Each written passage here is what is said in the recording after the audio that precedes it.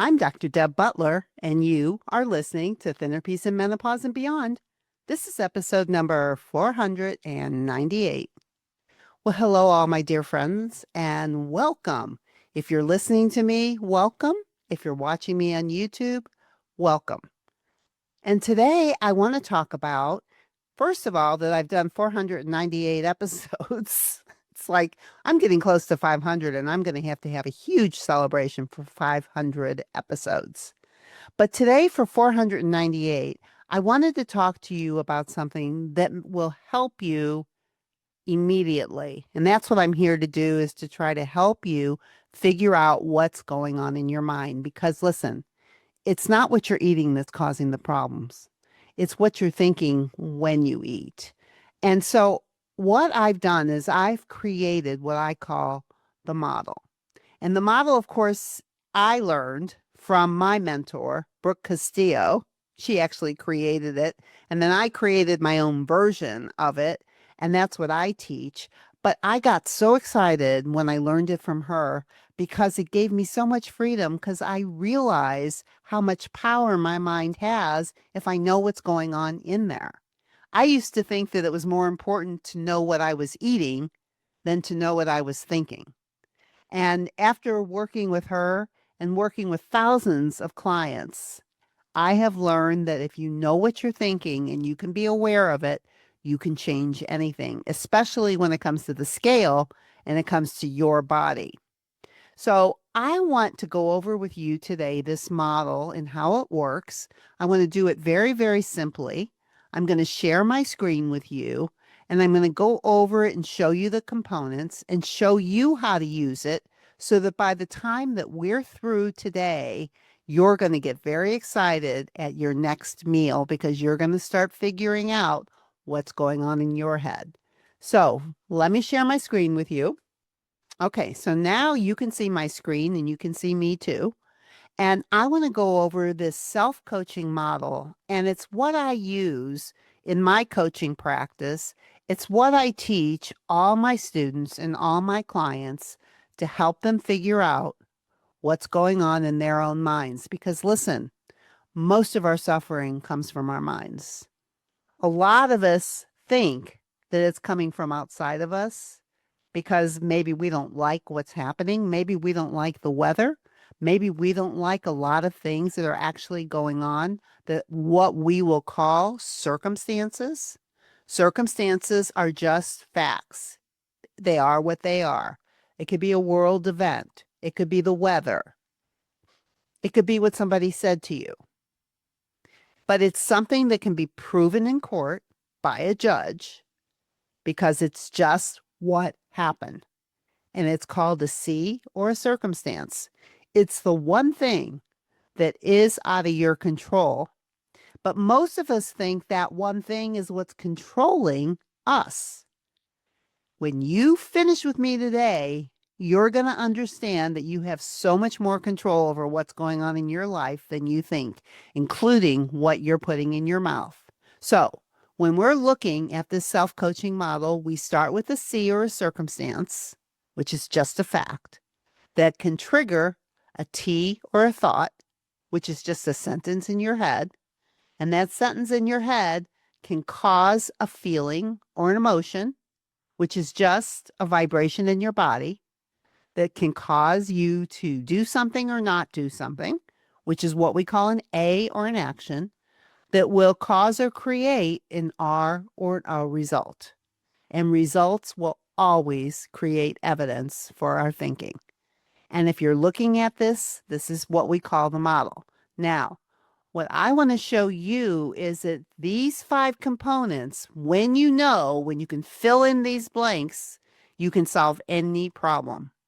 So I'm going to give you an example of what I actually happened to me, but it's a fairly simple model so you can see where the control is. So I did this model with a circumstance of it's raining outside. Now, a circumstance is a fact. It can be proven in court. Everybody agrees. So it's raining outside. If it's raining, it's raining. Factual.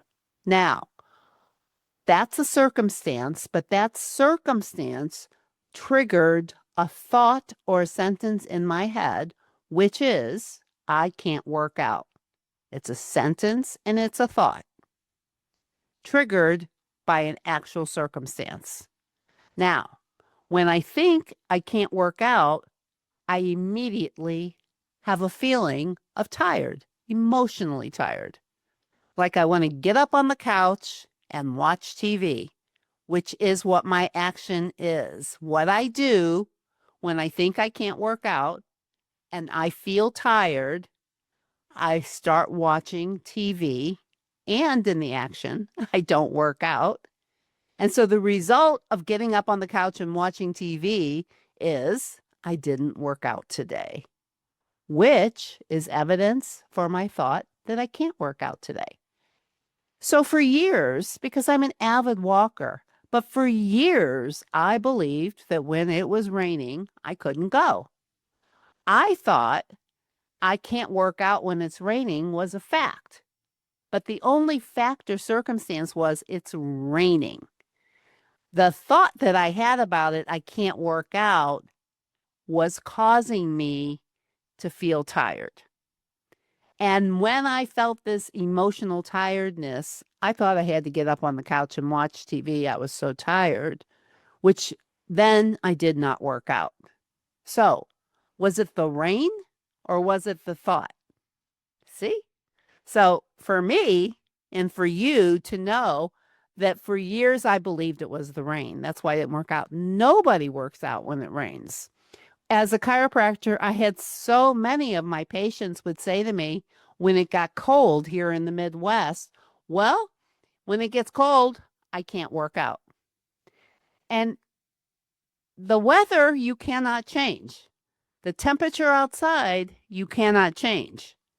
But what you think, what it triggers in your head is totally changeable. You can believe you can, or you can believe you can't. You can believe you like it, or you can believe you don't like it. You can believe like I did, or have the thought like it's raining outside, I can't work out. I have all these plans to go. It starts raining. I have to watch TV instead. But once I learned this model and I could separate out the facts from the thoughts, the circumstances from the thoughts, the difference between it's raining outside and the thought that it triggered, I can't work out, then I realized the power was in my thought that I can't work out. I can't control the rain, and I could work out in the rain if I wanted, which is what I ended up doing in the end, is I started going out in the rain and loving it. Who knew? I didn't think you could. I believed my thought so much that I thought my thought was a circumstance, which happens to a lot of us. Sometimes we think something so much and we create so much evidence for it. When I think I can't work out, the result is I don't work out. And if I do that for months and months and years, I actually think I can't work out in the rain. But all I'm doing is creating evidence for my thought, which makes it seem like it's a fact, but it's not.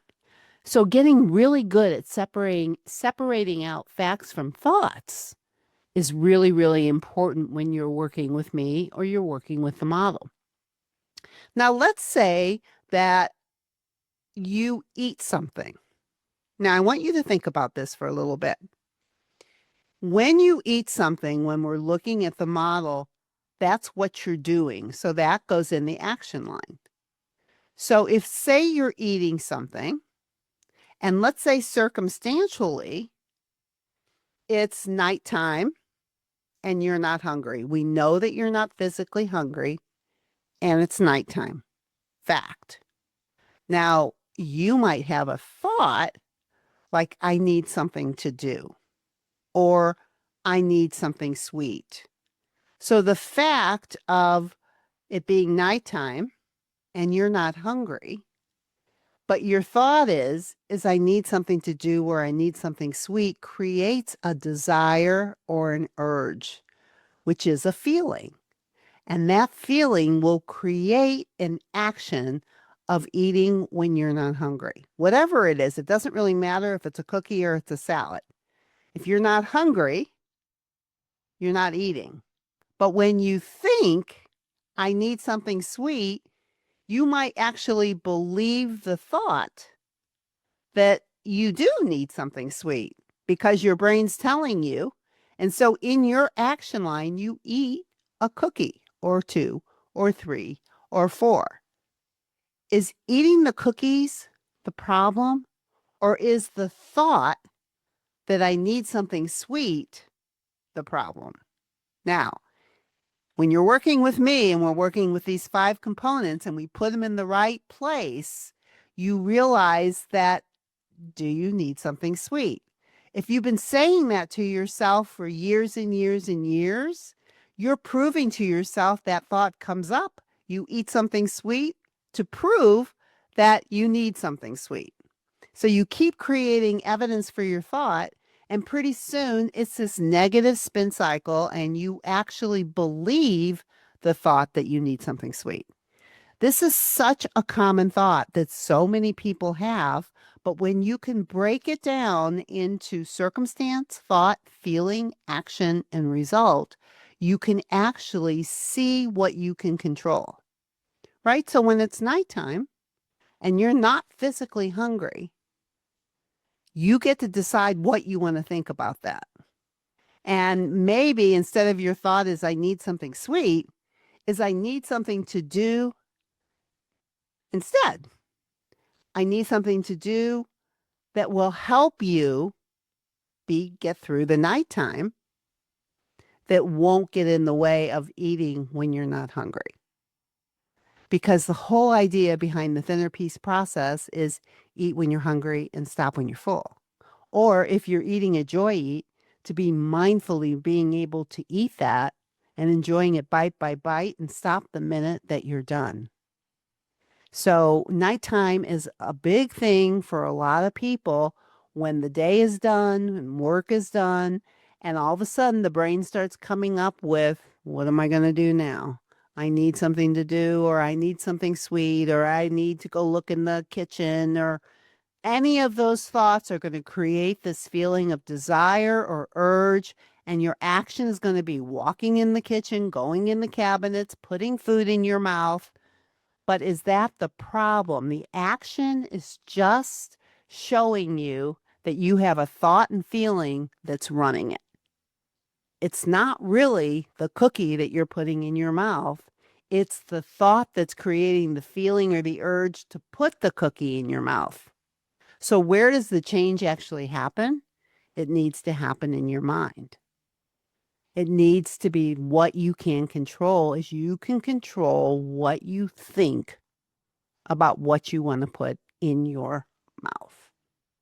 Now, when we're looking at the model, there's only one thing in the model that we can't control, and that is the circumstance. So if we're talking about cookies or we're talking about rain, those are both facts. They can be proven. But what you think about it is going to create everything that you can control, from your thought down to your feeling, down to your action, down to your result. So if you're trying to change what you eat, especially if you're in menopause, especially if your emotions are even riding higher, then it's really important to know what the circumstance is and the thought that's created by the circumstance. You can't change the circumstance, but you can change everything else underneath of it. So if you know what you're thinking, you can decide what you want to eat, or if you want to eat, or what you want to do. It's not what you're eating. It's what you're thinking. And that is everything behind my thinner piece process, is to understand that this model is totally about what's going on in your mind, not what's going on in your mouth. This was so life-changing for me, and I want it to be the same for you. So here's what I want to give you, what I'd love for you to do homework-wise when you stop listening to me today. The next time that you sit down to eat and you're going to put something in your mouth, figure out why it's going in your mouth. Are you physically hungry? Like your brain can say, the thought could be, I am hungry. Because you can be physically hungry and it will create desire, And the action will be that you eat, but you're eating because you're hungry. But let's say you're not hungry and you think you just deserve a treat because you had a hard day. I deserve a treat, the thought creates a feeling of desire, and you eat when you're not hungry. So is it the eating or is it the thinking? The thinking comes before the action. If you want to change what you're eating, if you want to change what you're doing, you need to change what you're thinking that's creating the feeling that's creating the action. It's not what you're eating, it's what you're thinking. So when you sit down to that meal, see if you can figure out the thought and the feeling and why you're eating. And that can change everything for you. And also, what I'd love to be able to impart to you today is that I've also created a quiz that you can use to help you figure out what your obstacles are from eating when you're hungry and stopping when you're full. And all you have to do is go to drdebbutler.com/quiz. You can take this quiz and figure out what's in your way of being able to eat when you're hungry and stop when you're full. And also to be able to figure out, what am I thinking that's creating my eating? This quiz will help you see your thoughts more clearly too. And of course, I would never end this podcast without saying to you, no matter where you go or what you do, please, please, please be very, very kind to yourself. And I'll see you next week. Bye-bye.